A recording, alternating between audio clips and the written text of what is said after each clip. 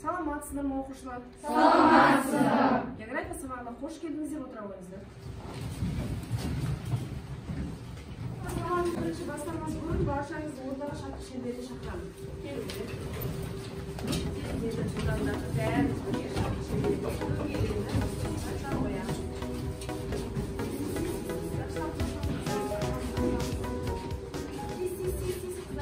Басты мақсаты бүгінгі сабаққа сіздерге сәтті көңіл күй, бүгінгі сабағымызда жақсы өткізуге тілектеспін. Менің қасымда тұрған бүгінге мен бүгінге сәтті өткіземін. Бүгін сенің күнің сәтті өткен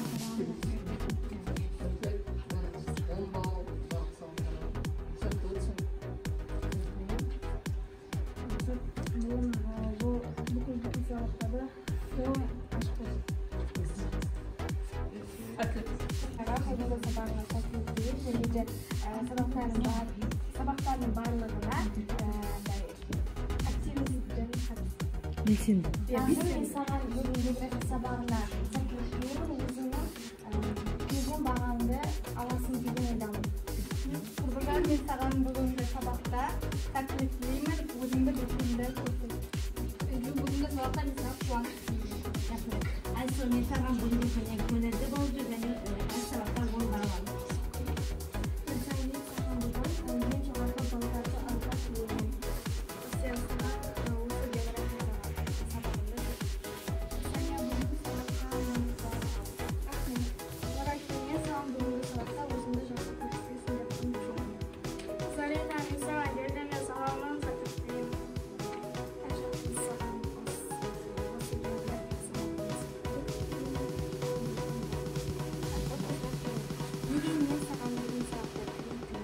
Барлығымыздан бірінші болып оздық, тапсырманың барлығын дискайда орындайтын десең. Апай, бүгінгі күніңіз сәтті өтсін, мені күлдіңіз. Рахмет. Баршаңызға рахмет оқушылар, үш шапалақ.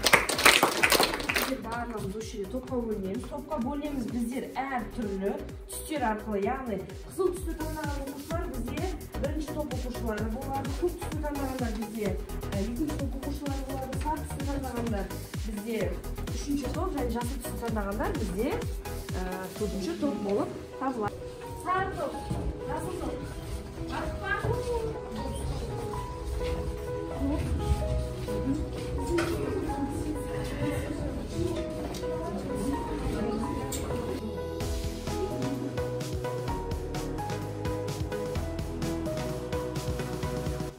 Үй тапсырмасы, тексеру мақсатында бөлім табыстағы миллион күнге бұйырады. Бағдарламасы бойынша жұмыс жасаймыз. Яғни сіздерге сұрақтар береді. Үй тапсырмасы бойынша әрбір жаңағы ақша көлемінде және соған қолымызды көтеріп, кім қайсы жақты біледі, соны жауап береміз. Жарай ма? Жақсы. Антропогендік айналым. Ауаның ластануы, зат және энергияның айналымы, мелиорациялық литосфера факторлары соқтығысы. Кім бірінші көтерді? Шәмші. Қай жауап? Зат және энергия айналымын жаңа Дұрыс. Зат және энергия айналымының түрі. 1500 теңге. Шәмшіда келесі 1000 теңгелік биіктік бедерлерде кездесетін табиғат зоналары. Жауапты қараймыз. Кім біледі, қолымызды көтереміз. Биіктік бедерлер қаяқта болады? Жауабы мәңгі мұздық, қарбердегі шалғынды, орманды дала, шөлей шөл. Жарайсың. 1000 теңге кімнің қаншасында? Үнжудің қаншасы. Енді келесі 5000 теңге. Географиялық қалыптың заңдылығы неде? Топырақтардың эрозияға ұшырауы, зоналықтың ағартылығы, С. Антропогендік айналым, литосфера факторларының соқтығысы. Гүлзар? С дейді. Антропогендік айналым. Бұл жауап қате бізде. Келесі. Шәмшіден бөлек басқа. Айта қой. Жауабы А. Топырақтардың Эрозияға ұшырауы. Қате. Неге қате боласында қатайды? Мақсат? Зоналықпен Дұрыс. Географиялық қабықтың маңыздылығы зоналықпен ырғақтылық. Келесі 50.000 теңге. Табиғи аумақтық кешен неше деңгейлік иерархияға бөлінеді? Білем. Қандай атай қояшы? Жауап дұрыс. Жергілікті, аумақты және ғаламды. Келесі, Мери, топырақтың негізін салушы? Молодец, да, включаем. бұйырады. Қазақстанда кездесетін табиғат зоналарының саны қаншая? Неше табиғат зонасы бар? 4. Қандай кім атайды? Ата ғой. Шамшы? Орманда, дала, шөлдер, шөл. Жақсы жарайсың. Бәрін бүгінге 3 тапалады. Жақсы отыра қойыңыздар. Енді оқушылар біздер бүгін бәріміз дәптерімізді ашамыз, бүгінгі жазамыз. Бүгін біз сіздерге бастаймыз. Бұл әлеуметтік география болады, яғни сабақтың тақырыбы дүниежүзі халықтарының тілдік әлеуметтері мен топтары. Бүгінгі сабақта бізде не үйренеміз? Дүниежүзі халықтарының этнолингвистикалық жіктелуін және оларды анықтауды үйренетін боламыз. Мақсатқа жету үшін сіздерге миға шабуыл ретінде осындай сұрақтар қойғым келіп отыр. Қандай тілді біз ана тілі деп атаймыз? Кім айтады? Гүлім?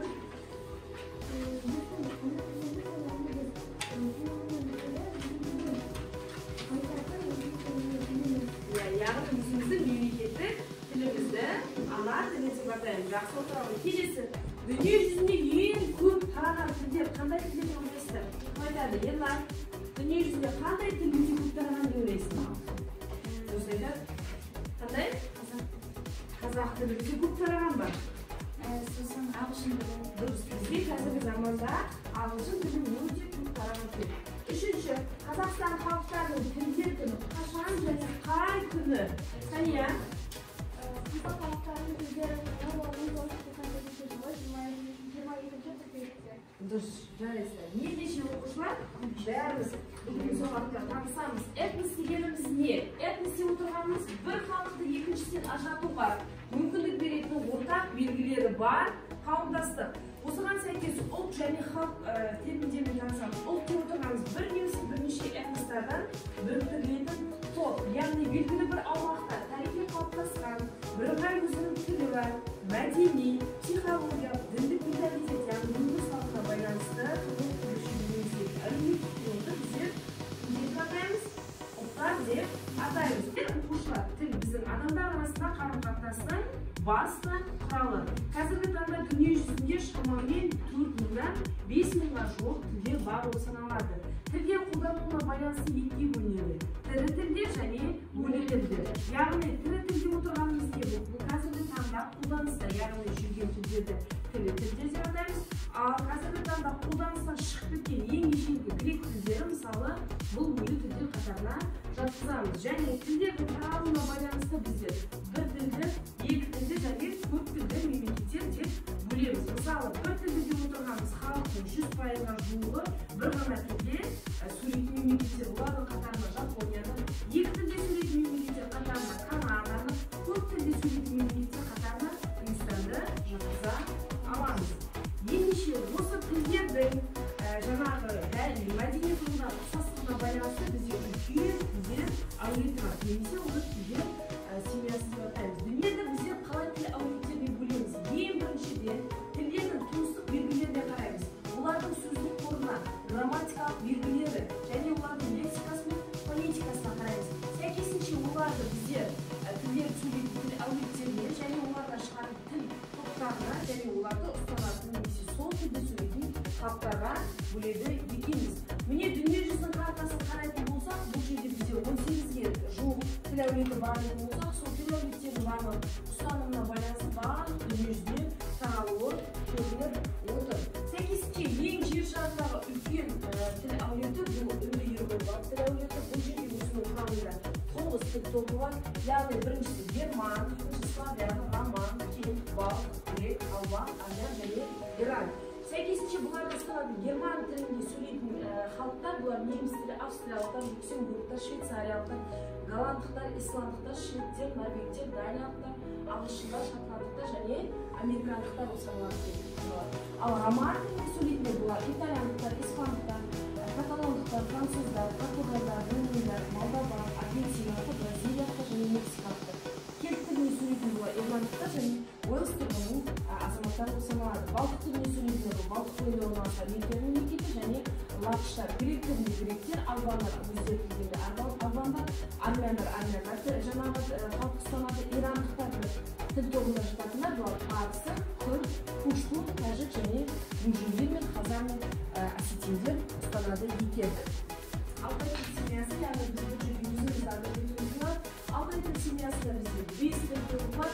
Ол түркі, моңғол, тоғыз манчжур, корей және жапон.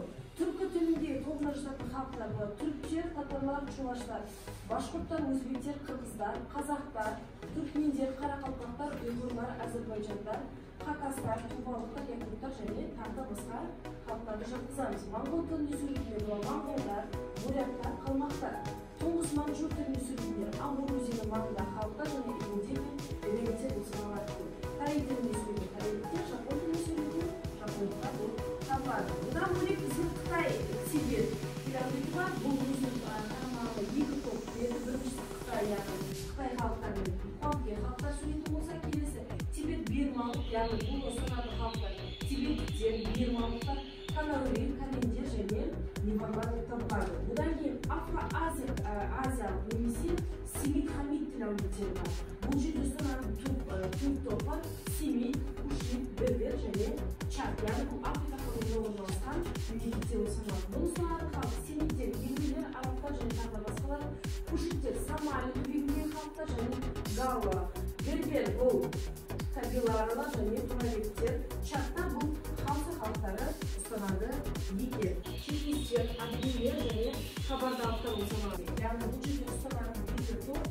Біріншісі жаңа финуға финдер, эстондықтар, корейдер, марвардалар, кандидерлер, малилер, венгрлер, уордтар, ханглар және балсилер саналады. Ал Сомалиге киргизтар мен донецтер ұстанады екен.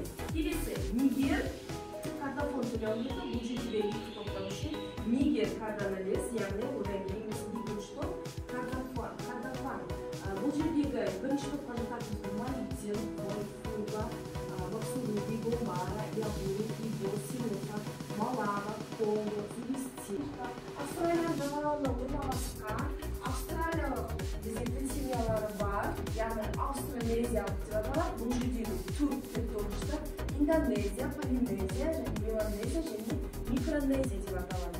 Бұлар қандай халықтар ұстанады? Индонезиялық халықтар және малайялар ұстанатын болса, Полинезиялық таитиндер, маори және гавандықтар, ал меланезиялық Фиджи аралының тұрғындар ұстанатын болса, Микронезиялық Микронезия халықтар ұстанады. Бұдан бөлек бізде дравидийлік тіл әулеті бар. Бұны ұстанатын бір ғана топ дравиди, бұны ұстанатын халықтар тамилдер, тилги, канара және малая халықтары болып табылады. Ендеше оқушылар, жаңа берілген білімді меңгеру мақсатында сіздердің назарларыңызға тапсырма ұсынамын. Берілген тапсырма тілдердің дүниежүзі жаңа айтылған мемлекеттер тарауына байланысты кесте бойынша топтастырамыз. Қытай, ним, ағылшын, кет, орыс, баск, испан, югослав, яғни тілдердің атаулары. Кең тараған тілдер қайсын сол бойынша топтастырып жазамыз, және оқшау тілдер. Сол бойынша топтастырып жазамыз. Яғни бұл жердегі дескриптор бұл тапсырманы орындау барысында сіздер берілген тілдердің ішінен кең тараған тілдерді тауып жаза аласыздар, және берілген тілдердің ішінен сіздер оқшау болып ажыратылатын тілдерді жаза аласыздар. Сіздерге